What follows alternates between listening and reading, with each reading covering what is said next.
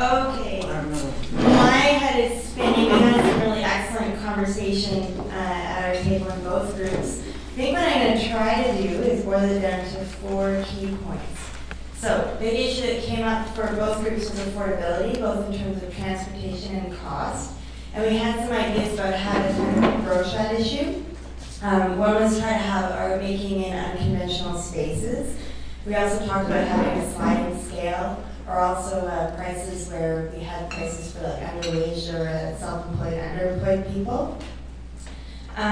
We also talked about access quite a bit, and there was a tension, I think, between trying to really honor the differences and the kind of cultural context that different people are coming from, and feeling that people are really entitled to having events that meet their specific needs and the specific culture of that community, and at the same time trying to integrate different groups of people into events and have events that really appeal to diverse groups of people. So there's kind of a tension between those two things.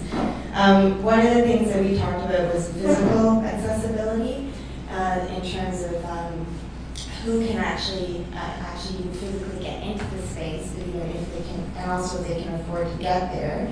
And one of the things we came up with was talking about what about trying to have events that actually happen in different locations. So for example, the Buskers Festival, what if as a preamble to that event the night before, there were Buskers events happening all over different parts of the city instead of just having to be downtown, people coming downtown. And then that also speaks to the idea of art happening in unconventional spaces as well, when things are popping up in people's own neighborhoods. Which brings me to my next point, which is participation. And we talked about how in order to have accessible, inclusive arts events, we need people to have ownership over those events and really be participating, not just in the art making, but also in the organizing of it. And so, for example, if those Buskers events or whatever, I'm just using that as an example, were happening in different communities, if you have people in those communities involved either as performers or organizing that in their local community, then that helps address that issue of participation. And the last thing we talked about was communication.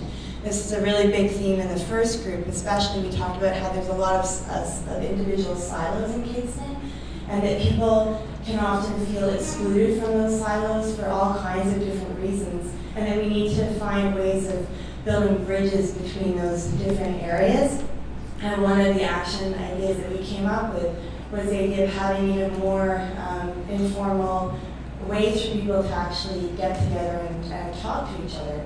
So for example, one idea that came up was the gallery owners in Kingston could have an opportunity to talk with event organizers about how could we actually better facilitate the use of the galleries by these events and understand what the barriers are for the galleries, and also understand where the event organizers are coming from so that we can broaden our idea of what spaces are open to events organizing. Great, thanks Marney. So that was Marney McDermott.